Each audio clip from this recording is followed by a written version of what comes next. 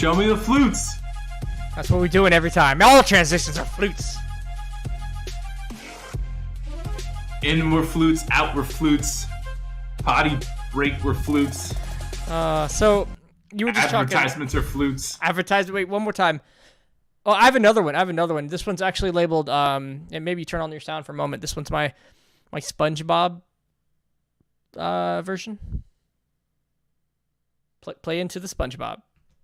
What? What? I mean, I'm still watching an ad. Oh, I'm watching an ad for Casey. Now it's actually is Casey. I think that was cool. Wait, it is. Maybe I haven't checked any kind of revenue charts to know if those ads actually no, they don't pay into me. I think they do. I think they do. I got a tax form that said they had $50 of services to me for some reason. They it was an Air National Guard, or not the reserves. Wait, no, which one's the ones that help fight hurricanes? FEMA. No, not FEMA, but it's like Coast a Guard. military thing. No. Navy, Marines, Air Force, Stormtroopers. I don't remember. It just said, like, nobody in the military Army. Fights hurricanes. National Guard. It's National Guard. Are you kidding me? They fly their planes and talking about the they National go Guard. the opposite way, and then they unspin the hurricane. You're thinking Sonic the Hedgehog.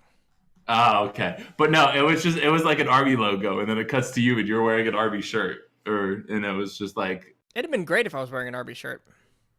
They were just superimposing. They were just an Army. Me wearing an Army shirt. Yes, I'm wearing an Army shirt. This is a 75th anniversary of the Army. Wait, no. The Army's only that old? Nope, I lied. It said since 1775, which I should know. But I just saw the 75. I'm like, this must be an anniversary shirt. I didn't put 1 second of thought into it past that moment. Hello, Surreal. Hello, Scorpion Tiger. Thanks for joining us. Is it Sonic the Hedgehog in the U.S. Army? As a holder of his contract, maybe. He would probably be in the middle of ROTC. He's got to go fast. Up the chain of command.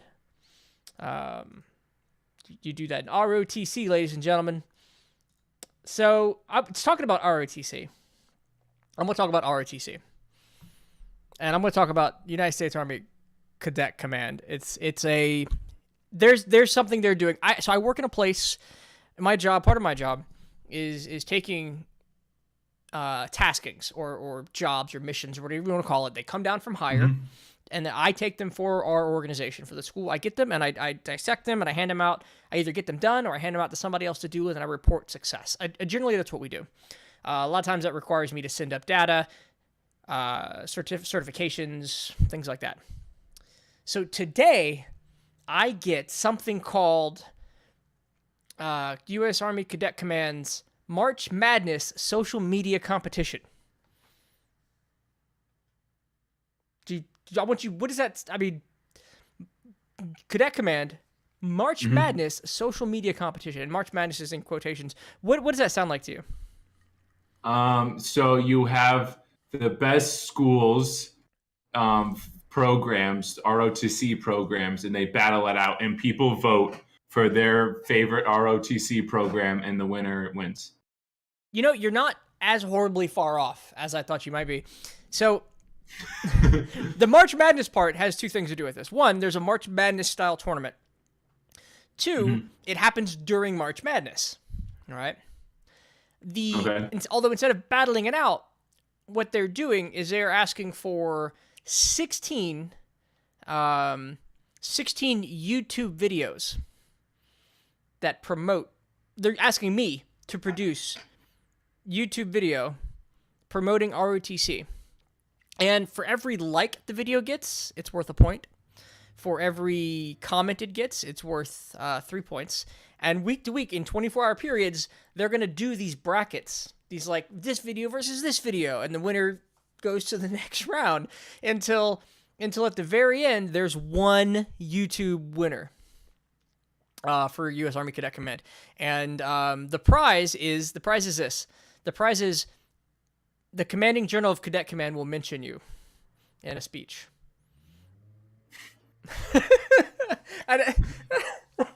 Oh, Interesting.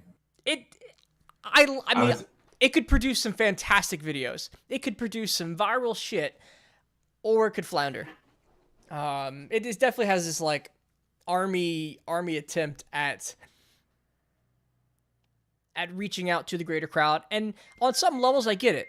They realize they're not in a market, and maybe we have touch with people who are, because we have 17 through 22-year-olds and beyond that might be into this stuff, that might produce a perfectly meme-worthy potential. Right. But oh man, I was going to ignore it. I was going to fine. ignore it. I was going to say, "Oh, sorry, nobody had a video." But I did. I gave it out to the cadets, and I said, "See what you got. See what you can come up with." Because these guys are relatively creative. We have some videos that they make videos every year to make fun of us, and we play it at a banquet. Wait, like they make, like the cadets make fun of the command? Yeah, well, structurally, here's how it works. There's 4 classes, and the 1 class makes fun of the 2 class and the cadre. The 2 class makes fun of the 3 class and the cadre. The 3 class makes fun of the 4 class and the cadre. And the 4 class makes fun of the cadre. And then the cadre try to make fun of everybody, but ours video usually sucks pretty bad. What's a cadre? I'm a cadre. Cadre, like camp cadre. Like we're the guys in charge. We're the actual military workers in charge of this. And the first year I got really into it.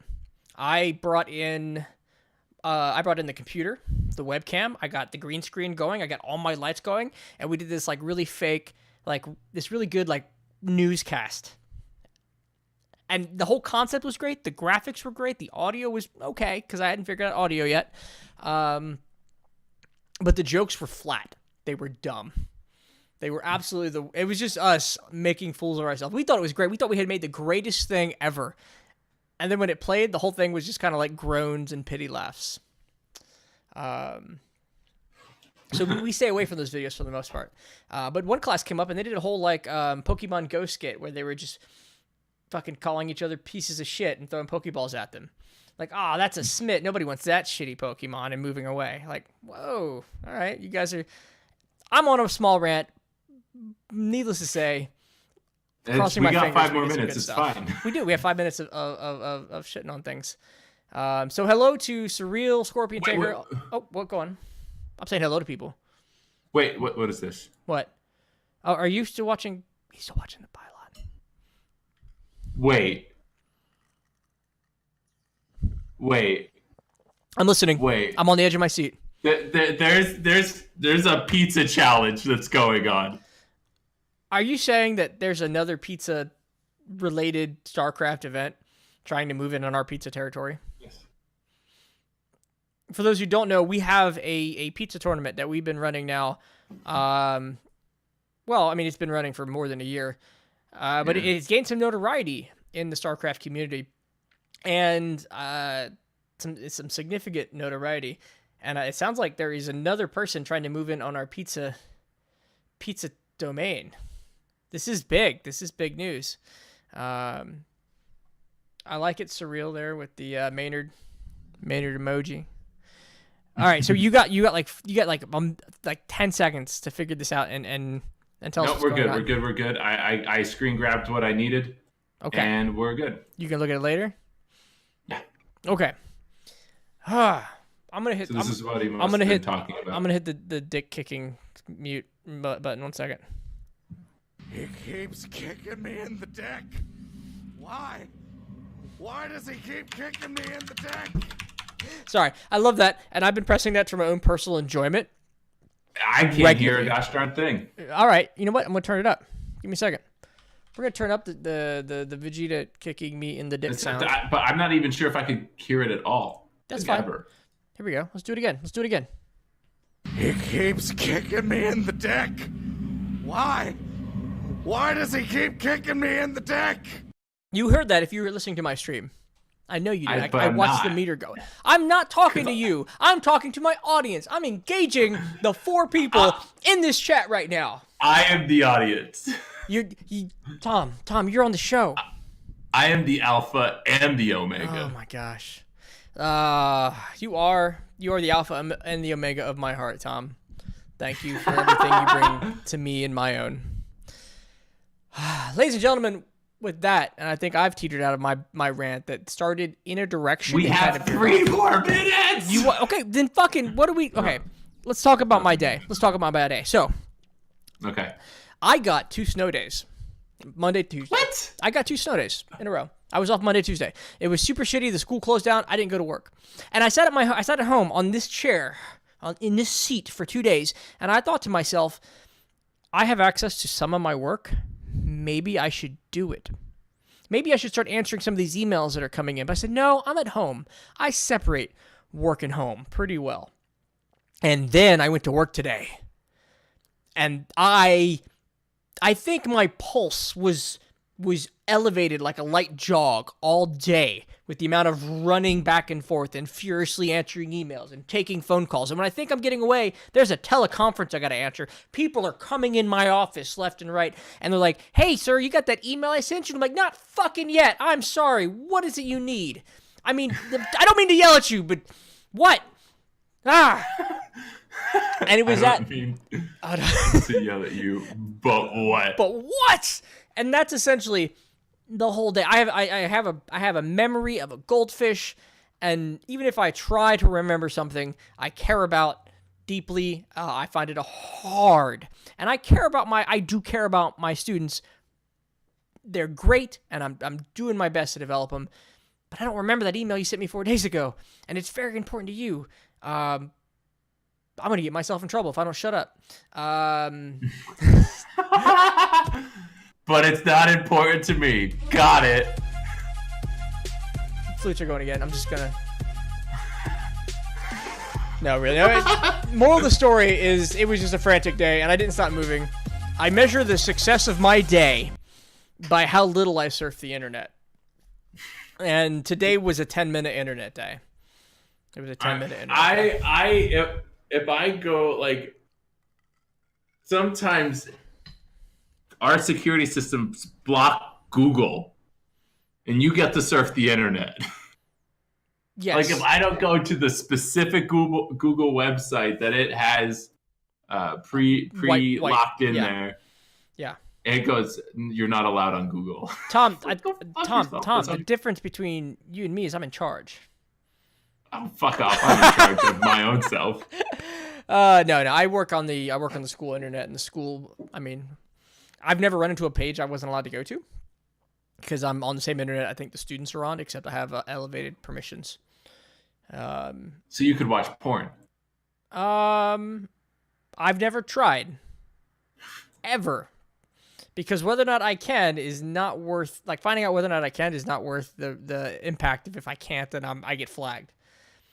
Like, curiosity. I'm like, I wonder. Nope, not fucking worth it. Not worth it. That's what a phone is for. Pull up the phone. Did I tell you the one time I was helping a guy with his online banking and one of his tabs was to Pornhub? You pretended you didn't see it and continued to help him, right? Absolutely. Yeah, absolutely. Don't be one I'm of those a gentleman. Don't be one of those people that tell a story. I'm not. I'm not. I actually, and let me give you the legitimate caveat. All about making jokes. I have one of the best jobs in the Army. I fought really hard to find a position teaching in the Army, and they gave me this chance, and I love it. I'm actually making my students read Ender's Game. Did you know you could just pick a book you love, tie it to the curriculum some one-off way, and then just make them read it? Feel so bad for your students. You don't like Ender's Game? I hate Ender's Game. I love Ender's Game. Not the movie, obviously. I'm surprised we haven't had this conversation before, but like Ender's Game is the book that got me to stop reading entirely. Oh, what? I mean, Ender's Game, like, don't read any sequels. Like, stop at Ender's Game. No, I liked Ender's Game until the end. You're a bitch. Until the end, whereas like everybody has. I'm so remorseful for saving everybody. Why didn't everybody tell me? My life is so bad. Being a hero sucks. Everybody loves me. Shut the fuck up. He is I mean, he's smart, but he's still a 4-year-old child working through a regimen where they meant to make him feel isolated. They spent that entire regimen making him feel alone and pressured. He wasn't allowed to have friends. He wasn't allowed to feel happy because every time he felt happy, he'd get comfortable. I mean, Yeah, I get that. because he kicked a guy in a dick and killed him. Hey, Surreal, thanks. Hey, Scorpion Tiger, the best way to show Tom that he's canceled is to subscribe to me. That'll let Tom know that you hate him enough to spend money here.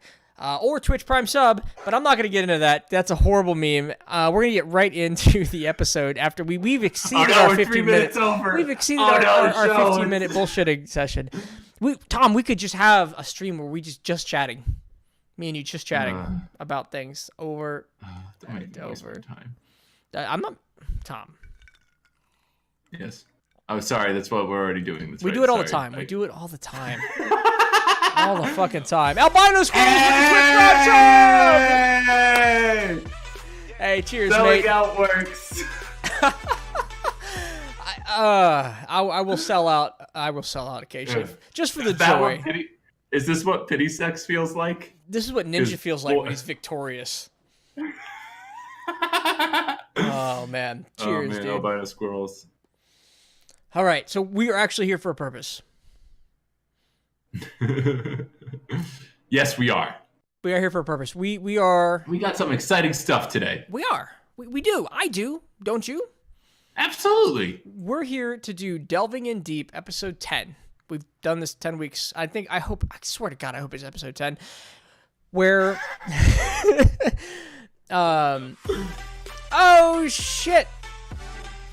Hey, where's our air horns? Wait a minute. Where's our air horns? 1 second. That music plays, and we're going to do this again. Flutes. Do you have an air horn? Were you about to hold an air horn up to your microphone, Tom? I saw that. No. What?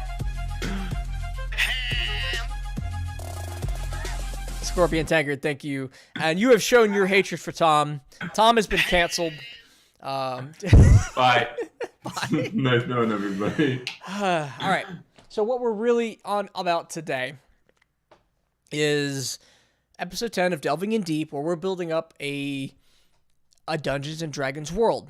One of our players, Scorpion Tiger, will be joining us eventually on a Tuesday when we start up this campaign. And we've taken some big strides in defining the core of this world and what's happening. The first and biggest thing you need to know about this world is that the gods have taken a direct ruling presence. There are, what is it, 1, 2, 3, 4, 5, 6, 7, 8, 9? 9 of them. Yeah, 9 of them. 9 gods on this world. One for each alignment. One for each alignment, several domains to choose from, and they've been trying to find out the secret to ascending to the next level. And they've been doing this for hundreds of years. And the world's kind of evolved around their different purposes and directions. Part of the consequences that makes this world unique, and the idea that kicked it all off, is arcane magic was made illegal. Now, it exists because the gods the divine powers have no control over the natural forces of the world where arcane magic comes from. But it is illegal. You're going to find mage hunters that have enough influence that even in the countries where it's not specifically outlawed, it's very dangerous to use.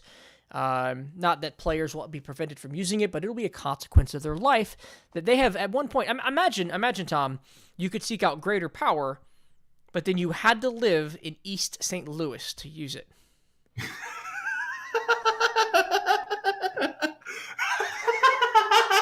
Oh man, the trade-offs. And GP. By the way, if you're ever driving to St. Louis and you're around Illinois, don't follow your GPS. It just takes you through East St. Louis without thinking about it. I've had buddies who were pulled over in East St. Louis by cops who said, stopping at stoplights, get the fuck out of here. What are you doing? And they also have some great strip clubs. I don't mean great. They just actually have them. On the other side of the river, they don't. Anyway, so this world... See, this is all this world. See, this is where Casey gets his world building experience. It's from his world exploration. I have. He shares. Come on, I've seen some of the world, parts of it. You've seen more of the world than I have. Really? Have you not left New York? No, I've gone up and down the East Coast, Canada and Ecuador. East Coast, Canada, and Ecuador. But out United States, you went right from New York to Canada, no other states. No. Like all of the East Coast. Oh, The okay, only one I okay. haven't been to is Maine. If it touches the East Coast, I've been to it. Except Maine. Correct. But Maine isn't really a state. So if it doesn't touch the East Take that Coast, you back. haven't been to it. Not necessarily true. I've been to Texas and Colorado, and I've driven through things between. You've hit some of the important states. Yeah, but you've definitely been in more states than I have. Oh no, yeah, states, foreign countries.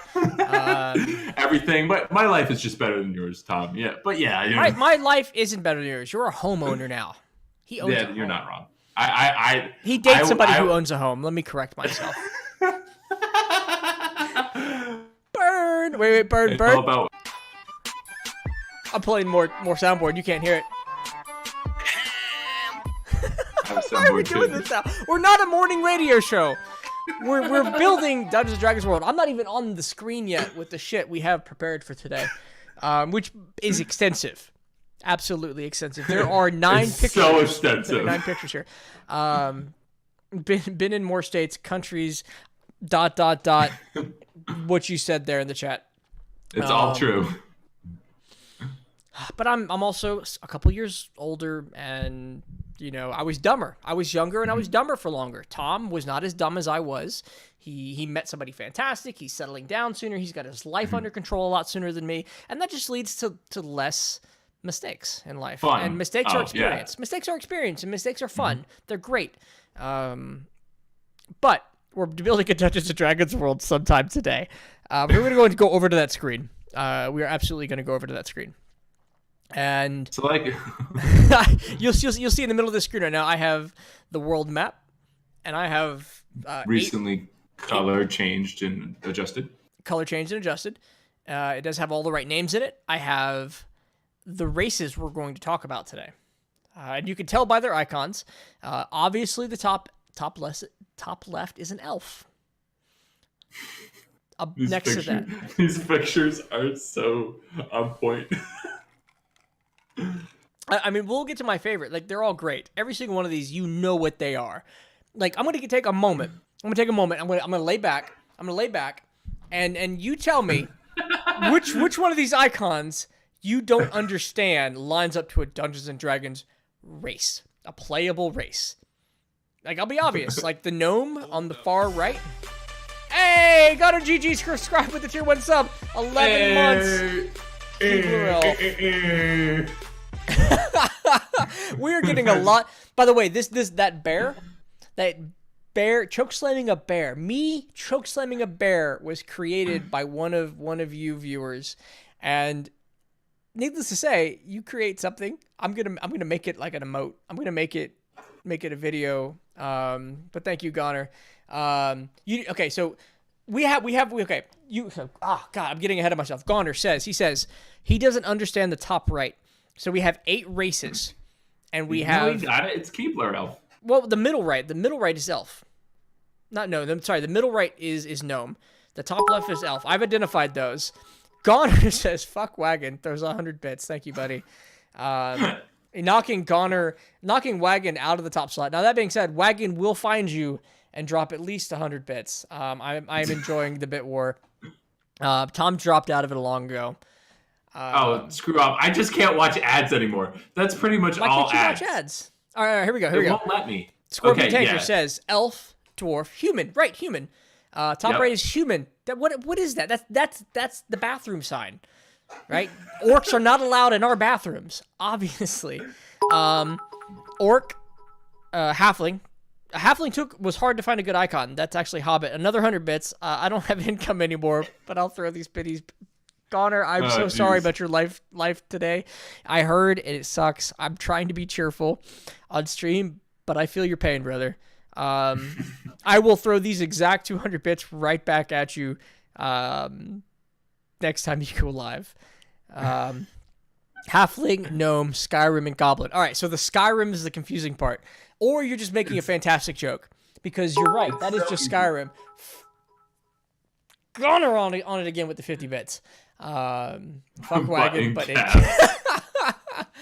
Dragonborn. There we go. There you go. And I'll tell you, Dragonborn. I searched. I'm not dumb. He says he's not Casey. dumb. I know he's not dumb. I honestly looked for Dragonborn icon, and I got That nothing. was the only thing that came up. Well, all I saw was Dragonborn from Skyrim. It was guys with horns, but none of them were icon-like. They didn't match the theme. So I did just type in Skyrim icon. And yes, you're not dumb. I know you're not dumb. You're one of the smartest people I know, which is why you watch the stream. Because let's be fair, it takes a really high IQ to understand What's going on? Exactly. I said started it better drinking that way too early. All right, we're on a roll here, ladies and gentlemen. We actually need to get some work done on this thing. So the general idea of the stream is we're going to give a general sense of kind of where these races fit into this greater world.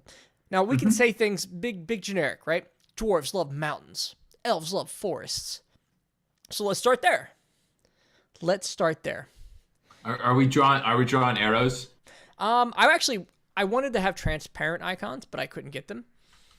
I couldn't find them, so I just actually wanted to take these icons, make them smaller, and just put them in places on this map.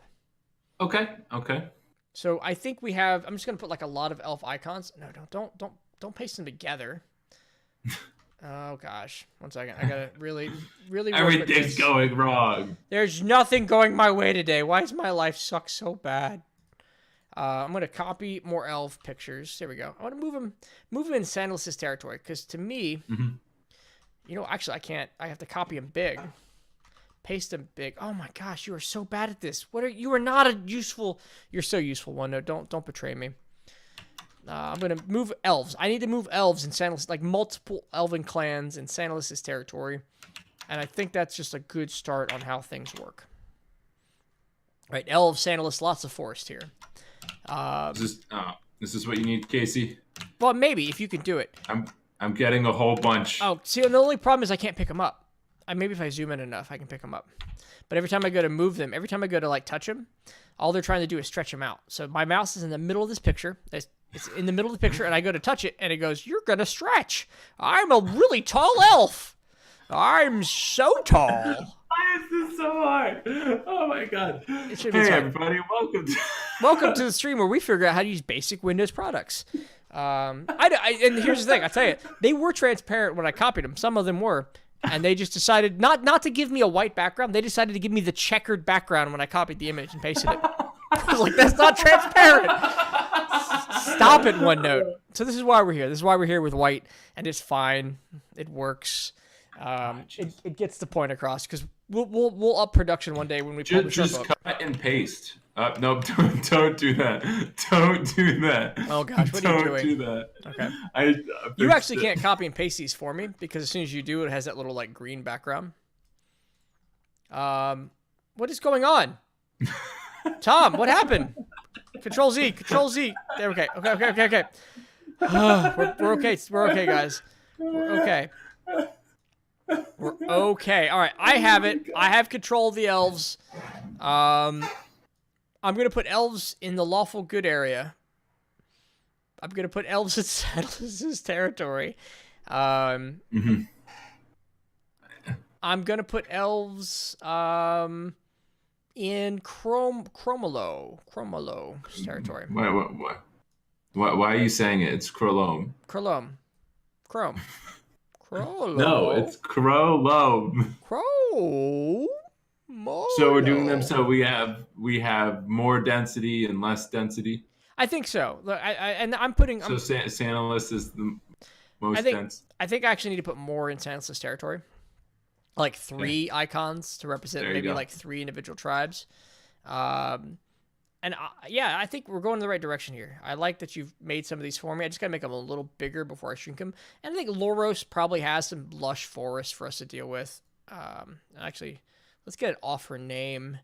Move them down here. There we go. I think, okay, so we have this. We have 3 places where elves exist, and they exist. The elves are goodly races. They exist in nature, which Sandalus is kind of chaotic neutral. They exist in Krolome space, which is a neutral space, but it's freedom. Lawful neutral. And elves. Wait, no. I think it's true neutral. Well then, but no. What is John then? Is All right, John you lawful go to neutral? you go to the God page and let me know what we're talking I'm about. figuring it out. We should know this, but we don't. But it's freedom. Yeah. Krolom is freedom, and that to me speaks elves. Correct. And then Loros, just Yeah, good, a goodly god. John is lawful. John is lawful neutral. John is lawful neutral. We can't even copy and paste. We can't even talk. Come on, we wrote this. We need to know this. We wrote this. Okay, so we're partway there. We have elves. We can come back to elves. Dwarves. First thing about dwarves, mountains, rough terrain, right? So if I have a dwarf, that's still an elf. Copy, paste, that's a dwarf. I move the dwarf. The dwarf, I think first and foremost, the mountains of Fortic. When I think dwarves. Now, what is Fortic's alignment? He is lawful, or he is just good. He's just good. All right, dwarves are good. Dwarves are good people. They're now two of them in the mountains of Fortic just because they're mountains, Yeah. not because he's an alignment, but they're hardworking dwarves. Fortic has that hardworking librarian thing. I get it. Now I'm gonna say that maybe these people they're not directly related to the values if they're there because of the land features. But dwarves and mountains. Dominimo. Interesting choice. Why dwarves and Dominimo? Danny, by the way, Dominimo is you. You haven't seen an episode of this, but you're you're a god on this fucking world. Because they drink. Because they drink and party. Easy. It's you. You're my party boy. We actually have a campaign that we've named Weekend at Danny's. It's about the adventures in Dominimo's lands, and I'm so glad you're here for this. So Dominimo is you, and you have dwarves. He's playing Apex now. Dwarves are here because they make ale. I like that. And more importantly, they drink ale. They drink ale. All right. Humans. Humans are everywhere. I don't want to place humans. I think they're just everywhere. They're always in all of lore, and I want to stick to the common theme is they're the most reproductive, the most widespread. They're everywhere. So where are the orcs? Orcs are... They don't have to live in the harshest, darkest territory, but they do have to live in like tribal, huntable... Like Actun, Robati area? I mean, obviously, but I wouldn't mind having them somewhere else as well. I'm going to put some orc tribes in Robat. Dominimo. There's also orcs there because one, he's bad at running the country, and orcs can drink. All right, so there's a dangerous orc presence in Dominimo. Okay, so actually a really big question. And I'm gonna talk about Scorpion Taker's thing in a moment. Are goblins and orcs? Are we doing always inherently bad? evil? Yeah. I mean, I like inherently evil because it takes some of the moral questions out of the game, and that gives me freedom to add other moral implications. Yeah, I would say like 98% yes. And I don't know if that's usually how it works, but like, if like, well, the half orc is the player character. The orc is the monster. Oh yeah, that's right. And half orcs, I mean, half orcs are whatever they want to be, but orcs generally are savages. They're monsters that thrive on hunting and slaughter, conquest, which is why they fit over here with good old Ector. So who's the first human that, when it comes to an half orc, right? Who's coming out of who? Typically, and the greater cases of these are orcs raping women. Okay, so that's where it comes from. And actually, I mean, I see orcs raping humans, and either gender matters. But typically, it's that conquest part, right? The orcs are taking villages, they're taking captives.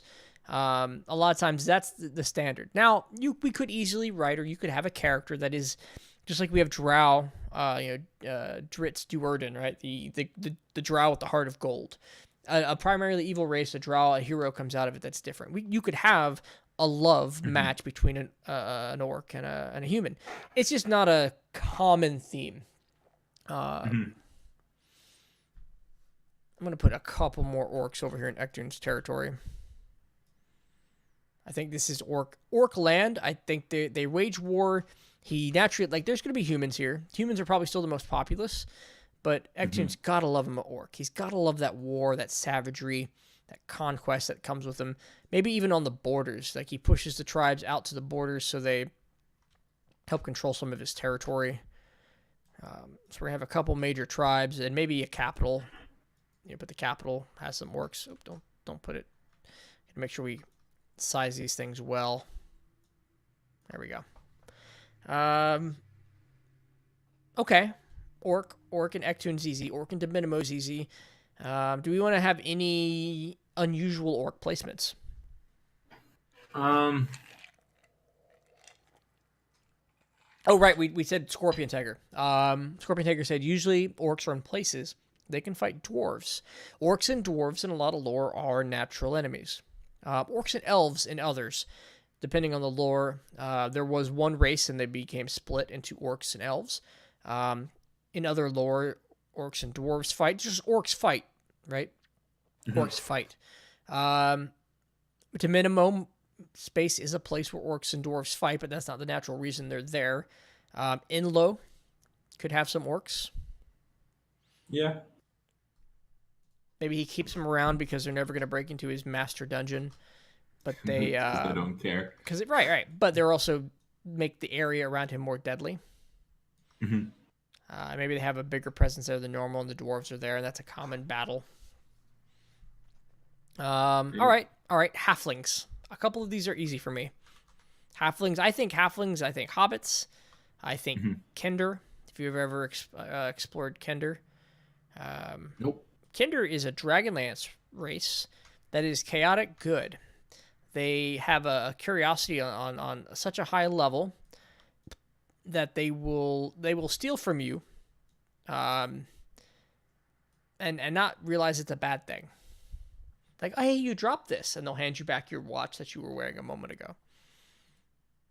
Just because they're naturally, stealing things from you. So I'm putting them in Krolom's territory. I'm putting them in Dominimo's territory. There's freedom. There's party. They probably also have natural, easy, peaceful lives, which actually keeps them out of Ectoon's, Robad's, and Loros' territory. Where else? Anywhere else we might find halflings? Is there any reason? What are the other ones? The other ones are gnomes. Dragonborn, and goblins. And goblins aren't a player race necessarily, but they should be significant enough to. Yeah. I mean, the only thing I could maybe think of is somewhere in Fortic, but like at the same time, I mean, they're not really like super smart. I see gnomes in Fortic's area. Yeah. Not that a gnome can't be smart. It's just not their defining characteristic. Not a gnome. I meant a halfling. It's just not their defining characteristic. Right. Why is that shifting the images on the map? I have no idea why. I'm shifting some things, and that's causing a shift. This is OneNote. This is not, Photoshop. It's not perfect. But yeah, so I'm not really sure, and also like if there's not halflings running around everywhere, I mean it's probably not the hugest deal. Right. But like I think that's fine. Like gnomes in Fortic's territory, probably not as much as dwarves, but yeah. And we are talking about the majority big maybe settlements, right? We're not talking about there are no halflings at all in Sandal's territory. We're talking about big picture stuff, which I'm good with. Well, I don't know why you copied. Okay, so I'm happy with that then. Let's move on. Let's go to gnomes, and I think Inlo is a place of curiosity. Fortic is a place of curiosity. Gnomes are known for curiosity, especially very explosive kinds of curiosity. So I want to move some in the Fortic's land and farther away from the mountains. Not that they're not underground. I mean, gnomes for me, I don't fully understand whether they're underground or not. But Fortic and Inlo for me seem a perfectly natural place for gnomes. Yeah, gnome settlements, like normal gnome settlements that aren't like deep gnomes, are kind of a mystery for me. they usually live underground. Interesting. Okay, so we have Vortex I- got some mountains, whatever that did. Let's not do that again. I'm just creating some more elf territory in Loris's area, kind of counteracting orc territory. Okay. I got gnomes. I got two gnomes in two places that I find interesting. They're inventors. They're curious. I think we can leave them there. Okay. The next up we have are the Dragonborn. Now, I actually need to pull my player's handbook for Dragonborn. Let me open up. Because I would think like in Loros' territory, because aren't they pretty honorable? Dragonborn? Yeah. Maybe. They feel like they might be because, oh, hey there. Don't close everything. I actually have stream dictating what shows, so there we go. We're looking at Dragonborn. Proud Dragonkin, self-sufficient clans are the two first titles they talk about in the player's handbook. So they look very much like dragons, standing erect in humanoid form, though they lack wings and tails. Blah, blah, blah, blah, blah. Blah, blah, blah, blah, blah. Yeah, talking about being proud is all we get there. Then they say self-sufficient. Clan is more important than life itself. Dragonborns owe devotion and respect to their clan above all else, even the gods. That's an interesting line in this world. No. Each Dragonborn's conduct reflects the honor of the clan. Bringing dishonor to the clan can result in expulsion. The continual drive for self-improvement reflects the self-sufficiency. Blah, blah, blah, blah, blah. Self-sufficiency, clan, honor. Okay, that's about as much as the player's handbook gives us, which is okay, which is an okay amount of context. And I saw there was a chat, so as soon as I turn my head and read it, Dragonborn are usually about honor. Okay. So they're not tied to any piece of land. But I feel like the first thing to do then is to put them in places that lacks diversity. Like right there, Loris' territory, we can put, we can put the prismatic, chromatic. Anyway, the good dragons. Because they are sorted by colors, right? And then we can put the bad dragons over here in Ectoon's land. Kind of again, this is pretty simple mix here. We're not getting too complex with the politics. And then we can throw. Elves are pretty populous in this world. Throw some Dragonborn, maybe. Where? Metallic and chromatic, by the way. That's what I'm going for. Metallic dragons are the dragons whose colors are metal, and chromatic are the colors, and the red, blues, and those are the evil dragons. There is no neutral dragons. Now, Really? there might be neutral dragonborn, right? But yeah, dragons are good or evil, typically.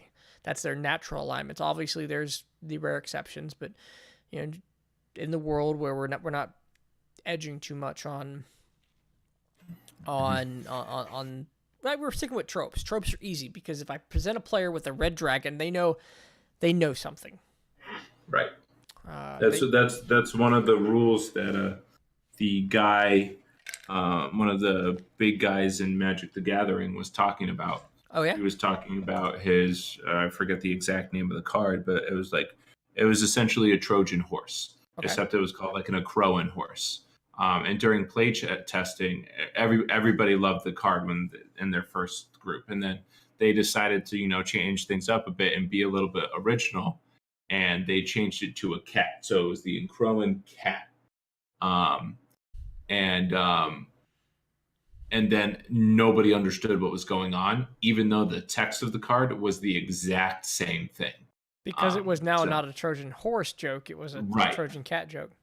Right. So it was, it's allowing players to take things from the outside world is always a little bit better. Or it can have benefits, yeah. Well, and it keeps us from getting bogged down in the details. I don't have to go into like 20 lines of exposition on why the orcs are the good guys and the elves are the bad guys. Like, you just know. And then we can focus the storyline elements that we care about.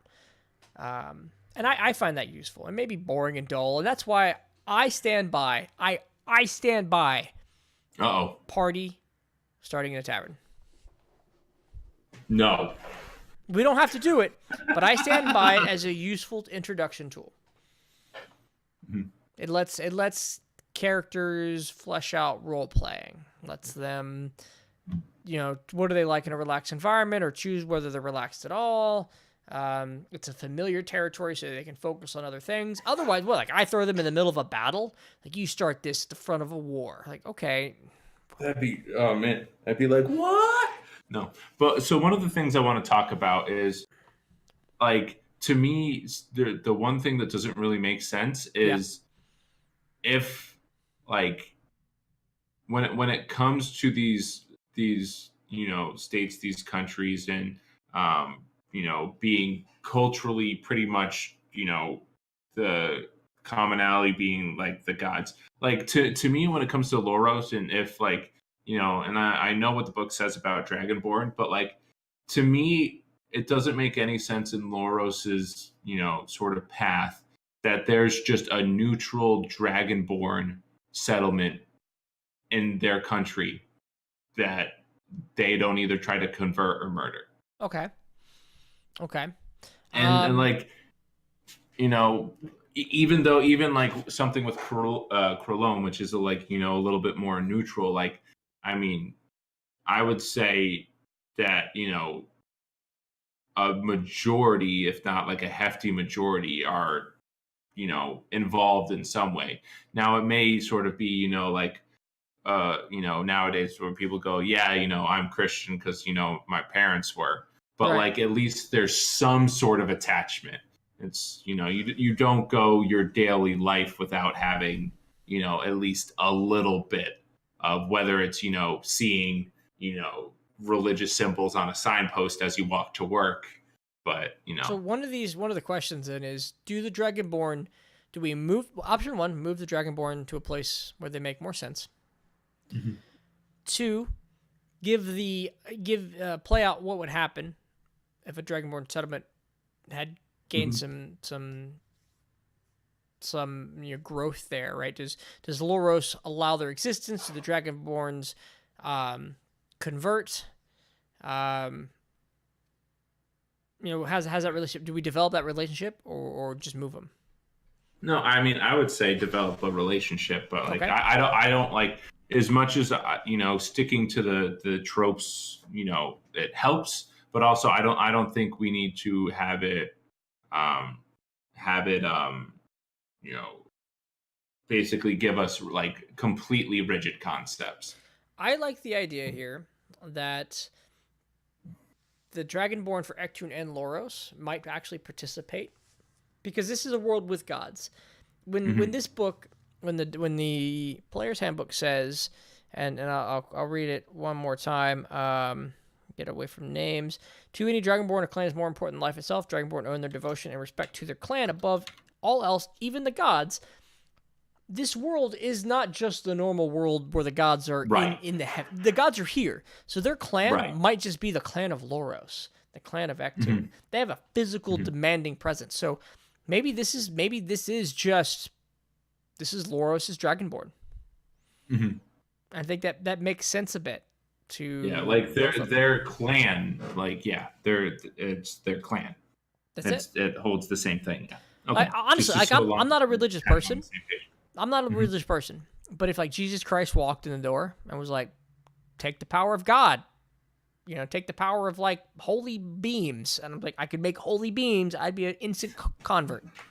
I'd be like, Tom, have you heard about our Lord and Savior Jesus Christ? Like, right now, I would be telling you all about it. And I'd be like, no, and then you shoot me with your beams. I would just show you light beams, and you'd be like, what, would you be sold? I mean, yeah. What if I used my light beams to fly over to New York and was like, look at my light beams?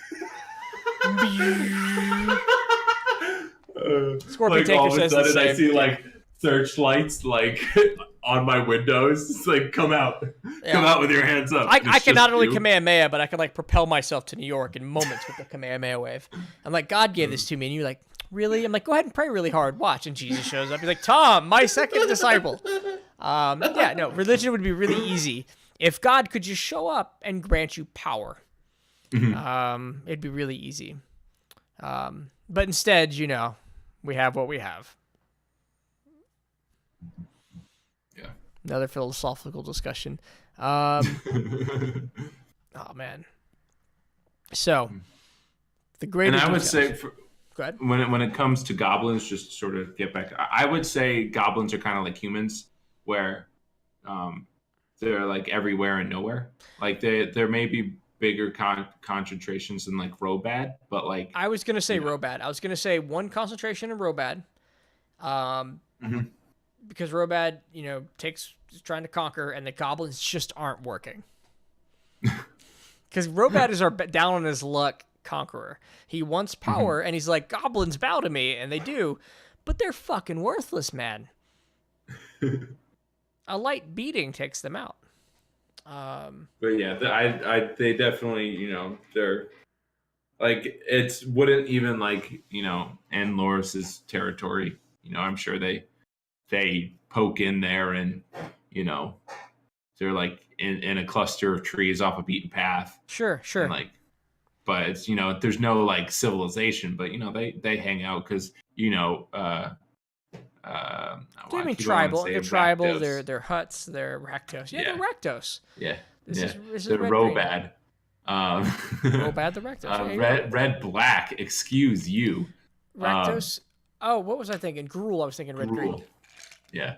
But like, I expect Robad to be more Gruul like. Yeah. Robad was like, you guys suck, and they were like, oh, that's mean. We're gonna go hang out over here. But yeah. Oh man. All right. So the next thing to do, since we're going into greater detail, because we're not stopping here, is relationships. Places where there is obvious conflict. Between the people? Between the cities, the races. Okay. So we already have conflicts between the gods. And let me go grab that chart, episode 7, which means this is actually episode 10, and my title's wrong. No, you said 10 in the Did beginning. I say 10? Okay. Yeah, no, but you said 10, but the title on Twitch is not 10. Yeah. I fucked up. Rub it in. Look, I'm doing it again. No, but I was just saying, but you had it. Like, right. you were never I did. wrong, I did. except for before the show. I did. Now we got it fixed. We got Tom.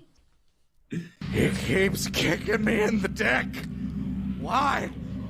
Why does he keep kicking me in the dick? Stop. All right. Political conflict. Scorpion Taker says high elves, wood elves versus high elves is a basic one. That's interesting. I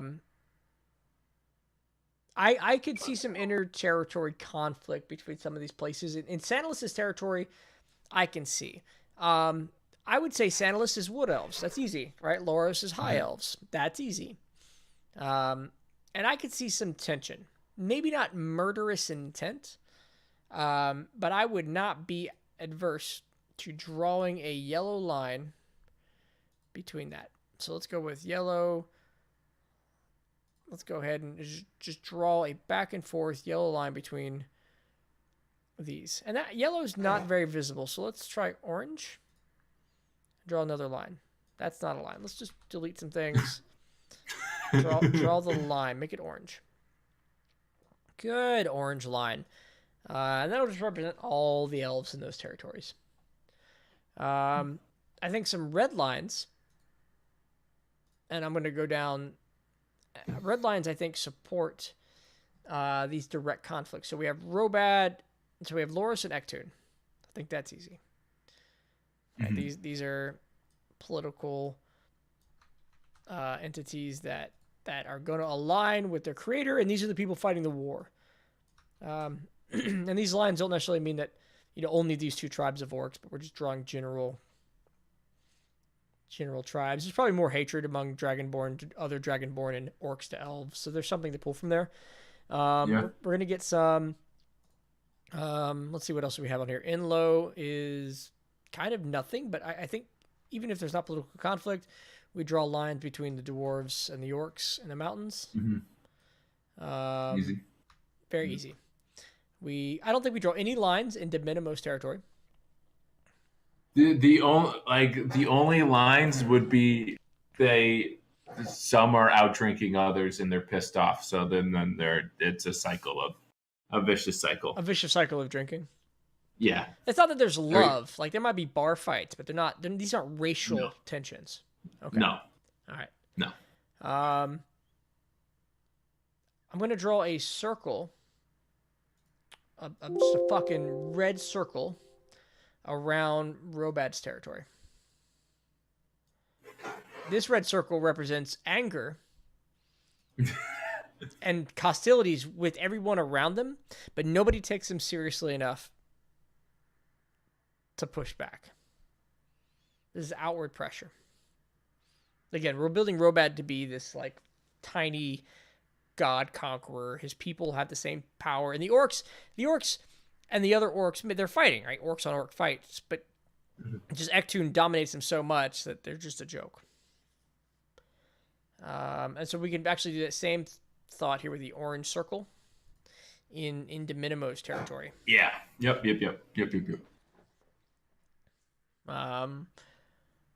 Maybe some gnome on gnome orange. Competitions for knowledge. Because if they're there for knowledge, they're representing the gods.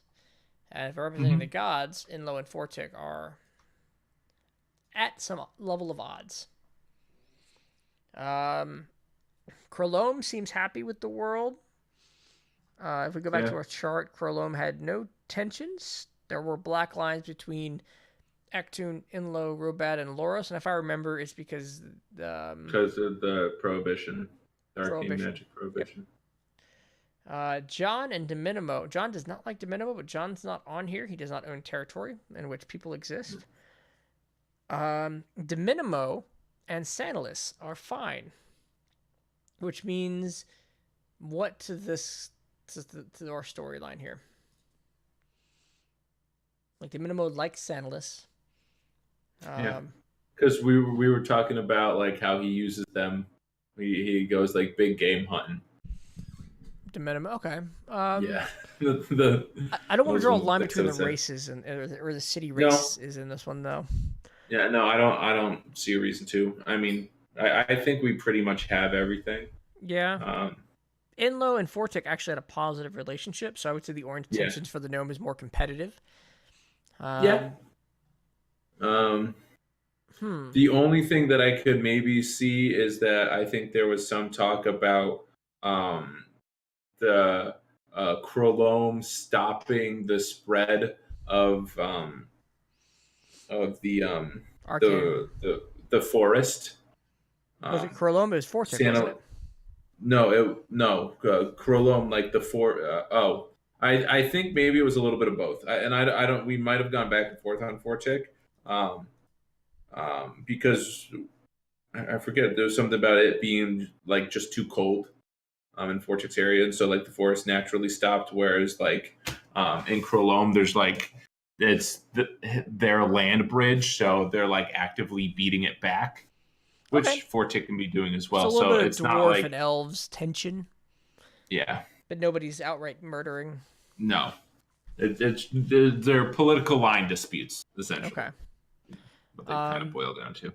I'm going to create a new symbol here, and it's going to be places where it's dangerous for humans to live. And I have one place in mind when I say that, and it's Sanilis' territory. So I'm going to get a human icon. I'm going to get a red circle with a line through it. Right, that seems like appropriate. Let's get that line thickness going. I can't deal with this kind of weak ass thickness. It's gotta be a thick boy. Red with a line from here to here. And can I combine all of this into one image pretty easily? Probably not. But let's go ahead and move it in here. Into Sanilis' territory. Zoom on in and let's see if there's got to be a group. Treat selected ink as one drawing.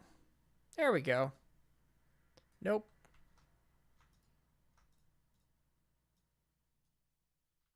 Get that selected. Let's get that. Okay. I can do this. I can figure out I OneNote. believe. I believe. Fucking bad. I just get to see this like at like a couple frames behind everything that's happening. And so this is where me helping would only just absolutely hurt. Yeah, I mean, you're a helpful person. You are. I mean, you have moments, but, you know. No humans here. And no humans in Robat's territory if we're going to put the no human sign up. I think that those are the two most dangerous places for humans, which makes it probably difficult to get to Minimo's Island by anything but boat, which might be some of that resentment from, no, they're friends. So maybe like a small portion we of can land. always change, like, you know, and that's why one of the things why I thought that this would be important to go over now and not later, because storylines like that would naturally pop up, and so then we could, you know, we don't have to start like fish hooking things to make sense because we've sort of done this overarching plan. Right. No, we're good. We're in a good place. And for some reason, the line of my no humans dropped. Okay. So we've got this greater world now, this greater feeling, and we're getting close to kind of where we normally end this episode. What are we missing? What else should we talk about to wrap this together? So hold on one second. I just got forwarded a 10-page PowerPoint slide about pizza because Tech is unhappy. So I just had to look at that quick. Sorry. Is he talking about Chicago-style pizza? And No, he's talking about my pizza. Okay. All right. We'll look at your pizza later. That's definitely a conversation for our post delving deep meeting. I'm happy. Other than I'm less happy that I feel like we have less delving in deep content because we did have a great opening segment. But I don't want to like force this when we because we've been doing some great like short 45-minute content. I don't want to force additional stuff out of us if we don't have any ideas. So what do you have? So the other things that I wanted to talk about, because it's going to come into creating the islands, and so Okay. so some of the stuff I wanted to talk about is like sort of on this map, where is the equator? Because I was putting the equator right about this is where I mess everything up. Let's see where right about here. That's no, right about here.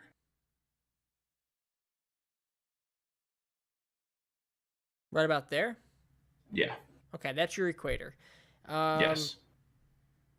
Are there any beautiful tropical places on the equator?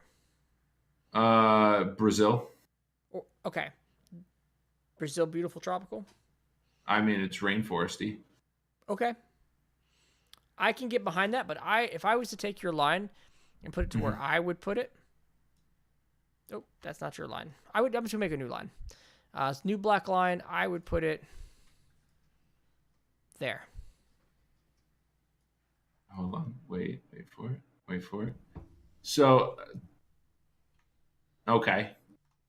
So then, because to me, I would put this like when I was sort of thinking about it, of course, up north is cold. You know, you have the rainforesty for for San Luis. You have a more oasis-y feel for Diminimo. And then we'd have these islands dotted around. So of course up north they'd be colder islands, but then down in the south they'd be more tropical islands. I mean, I guess our lines aren't those two, right? Yeah, right. So about there. I just wanted to make sure like you weren't like it's here or something like that. So well, I mean, the that other was place, one of the things. No, I'm good. That works. How about this? Why isn't that line going away? I deleted your line. Maybe that's why. And wait, no, the top line. Yeah, delete your line.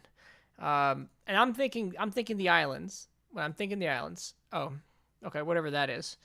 Now the top line's there. I see. Yeah, the equator. I wasn't thinking the equator was up there. Absolutely, because I think we get tropical. I just don't think we get the core of the tropical there.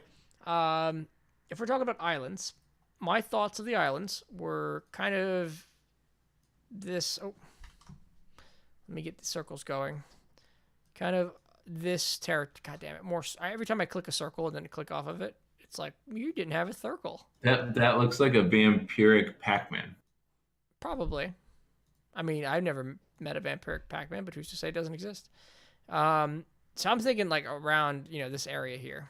And maybe I actually don't make them circles and actually just draw them with the hand tool, like island, small islands, bigger island. This is kind of what I was thinking for our island adventure. Mm-hmm. Gives them vast quantities of sea to travel between, smaller islands maybe in the middle for them to deal with. Would the whole continent be wrapped by islands? I have these in mind, only because we don't need them traveling for months at a time to get around the continent. But they could be. They could be sparse islands. Maybe this is the heavy side. Because I was thinking, because one of the times we talked about, I mean, we could definitely have like islands over there, but I was thinking sort of the biggest chunks, would be in this area, this poor map, and then like in this area. And then that's why I was talking about the canal. That would be because then Krulom, they're closest to Krulom, which I would think would make a little bit of sense. And I was also thinking about like some Santalus rejects on these islands. But I mean, that doesn't stop islands from being over there. It's just like, to me, I wanted to make a little bit of sense, like geography wise, like a thing that's then like wrapped around with islands didn't really make a ton of sense to me. But if we have, like some good chunks of like islands and just kind of like in the Southeast Asia, sort of like that. So take my islands. I like your island placement. Now take my islands, and so looking at my hand, if you take all my islands and you block them, you select all of them, and then you rotate them, keeping the point of rotation at the bottom, and you rotate them 45 degrees to the right. I think that works. Wait, so you? All right, here's what we're gonna do. I'm gonna actually do the drawing. Here's where everything gets ruined. I mean, maybe it does. I'm gonna delete the big islands that I drew. Actually, we can just like Control Z a bunch of this, can't we? I'm gonna ruin your blocks, but my blocks. I can only go so far. Okay, so we do have to delete. Delete.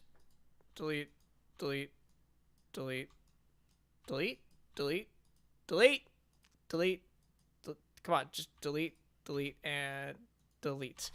All right, so taking a couple things into account, we have a couple islands kind of up here. Small ones, big ones. We have the other islands down at the bottom, and let's also get rid of the equator. We have some other islands down here, kind of where you thought they were boxed in, and then we have these islands that kind of teeter off to the right and off the map. And we do that because that leads towards the barrier. And this is how the plates shifted, or the continent shifted as we rotated away from the barrier. That gives us adventure to the north, adventure to the south, and this pulling us towards something bigger, the edge of the world. And Tech 4, I will totally look at the Pizza Pie Discord when I can. I'm on board. We've already that was the thing that I talked about. You've gone there. I mean, and tech is just wrong. Oh, because like, okay, fine. I'm going now. Stop. I'm going. All right. Today, Tech 4 says, "Yep. Why are we posting pictures? Ednil, I'm sure you would restore justice." Okay, got it. Pizza Pix. Pizza Pix is a channel on the Pizza Pie Discord where we post pictures of pizza. There is Tom, who has posted a very interesting crust. It's a lot of cheese and chicken. It's not a normal looking pizza, but that's cheese and chicken pizza. There's some sauce in there. Sheer Flip posted what looks to be a wonderful looking homemade pineapple pizza. And I was hoping that those were just like bits of cheese. and then in discussion, so Tom, what the fuck is that monstrosity? Chicken bacon ranch, baby. Tech 4 says, but why is the crust 8 inches wide on one side? Just in And case it's you not.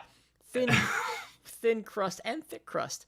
Tech 4 says, it bothers me that New Yorkers claim they have the best pizza, and then they'll see nothing wrong with this. And that's when debauchery. shit gets personal.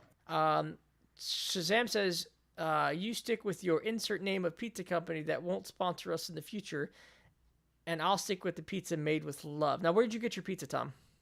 A little place called Atlas.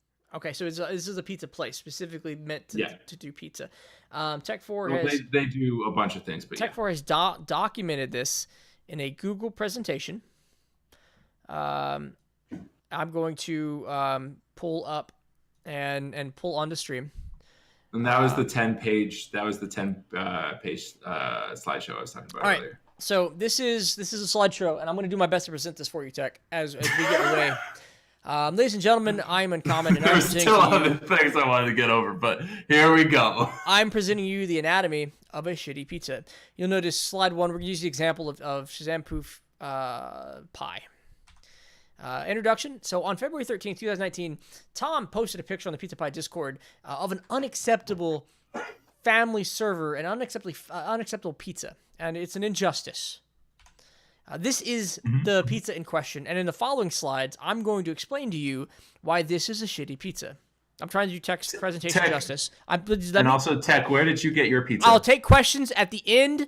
Hold your questions until the end, sir. Oh, fuck off. It's my show, too. Only the pizza. So in the interest of clarity, we'll be looking at just the pizza outside of its natural habitat. The problem is crust size. You'll notice here that brown indicates where the crust is expected to be on a pizza.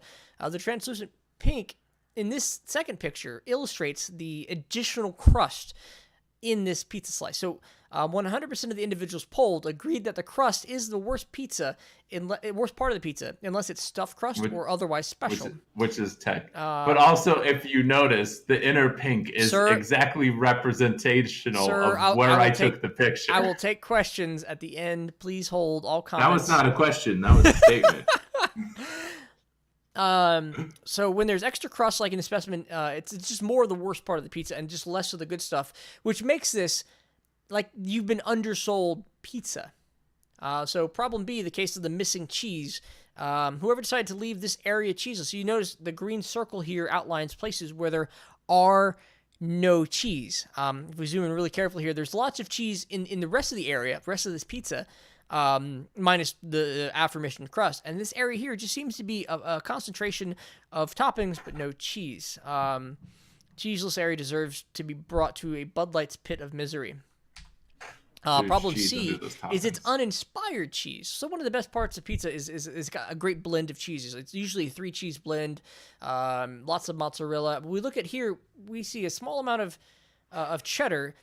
Cheddar belongs on macaroni and cheese, not so much on a pizza, or at least not alone. Mozzarella is incredibly important, and I do see yellow cheese in a quantity here that is unusual in a pizza. Problem D, does sauce exist? So normally you're not one to point out sauce as a problem because too much sauce is going to be overpowering. We have so much actual pizza missing in an area where Halley's Comet crashed into the pie and evaporated all the cheese that belongs there. We should see sauce. We should see sauce where there's no cheese, but we don't. This looks to be more like a flatbread and not a pizza, which, you're right, it can be delicious, but is not a pizza. Problem C, the main lack of flavors. We have chicken, bacon, and cheddar on flatbread. None of these ingredients work as the main flavoring. The conclusion here is that this is the Pizza Pie Discord, therefore it should be a sacred area best left for pizzas. Knockoff flatbread garbage doesn't belong here. More importantly, when the main admin, the guy who's running the Pizza Pie Discord, is posting flatbread in a pizza pictures section on a channel, we really have to question this organization as a whole. And this has been presented and given to us by a pizza lover and concerned friend, Technical 4. We may now take questions. I already said all my statements. That was great. Thank you, Tech, for that. We were way off topic, and we were supposed to save the shitty. We're supposed to much work if only he puts as much work into his Diamond League, maybe it'll take off like somebody else's tournament. It's okay. Oh, ladies and gentlemen, we're supposed to keep the shit talking to the beginning of the episode, and we've diverted. We've pulled away from the main topic. So, Tom, anything else you want to cover before we close this shitty pizza thing out? Yes. So, just so I can start doing map stuff. Yep. Because it's kind of hard with a lot of lack of information that I have. Yes. Are we going for, when it comes to population size, are we talking, what are our huge cities? Like, God, that's a drawing thing. Wherever you have your huge cities on the map, feel free to adjust these pictures to them. Right. Well, I'm just saying, but how many people is that? Okay. So let me grab the Dungeon Master's Handbook, which is behind me. This is where, I have that stuff too, but you are... I believe they do talk about city building in here, and we're gonna have large cities. We're gonna have small cities. Where? So page 15 maps out settlements. So if I flip over to page 15, it talks about kind of what the purpose of settlements include. What are those defenses? It gives you a lot of ideas. So page 15 is a good place to start, but then it goes over to page 16, and it talks about the various adventure sites. So a village has a population of about 1,000. Usually the government is a single noble that rules the village with an appointed agent and residents to agitate disputes and collect taxes. So the defenses, run by this reeve might be a small force of soldiers, mostly a militia. We get up to a town, we're talking about 6,000 people. The government, a resident noble. So the noble doesn't live in the village. The noble lives in the town and rules surrounding villages. That's 6,000 people. Oh, actually, I'm wrong again.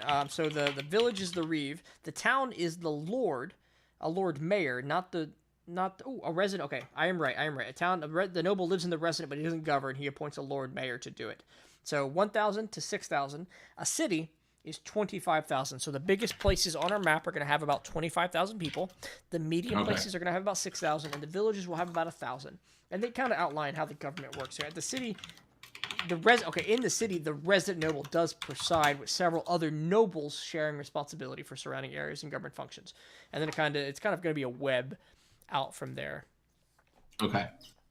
And then, like, when it comes to world population, that would probably leave us at 1 million less.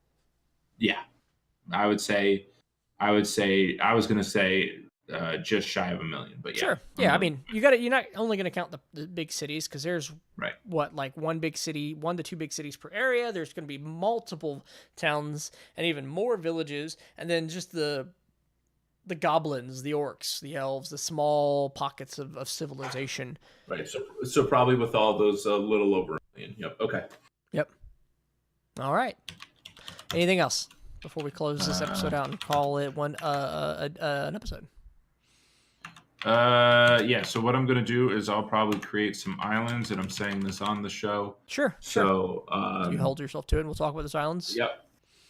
So just create some just loose islands, and then we can go with it. Talk about some problems that we're running into, then I'll look to create some settlements. There might be some different things going on, but yeah, and then we can talk about potential problems that we run across when it comes to actually creating the maps, because the maps have some interesting features that we could use.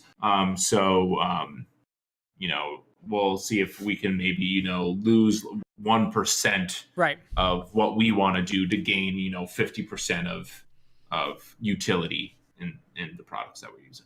All right. Yeah, we'll definitely expand. I would love to see some of these products fleshed out. So that will do it then for episode 10. We kind of went into the greater details of the world and the stuff involved in it. Ladies and gentlemen, thank you for watching. Tune in next week, Wednesday at 6 p.m. Pacific, when we dive into episode 11 of Delving in Deep. You've all been beautiful. Tom, you are the most beautiful of them all, and your pizza's garbage. Ladies and gentlemen, play the flutes. That's when you know an argument's bullshit, is when you cut it off right at the end.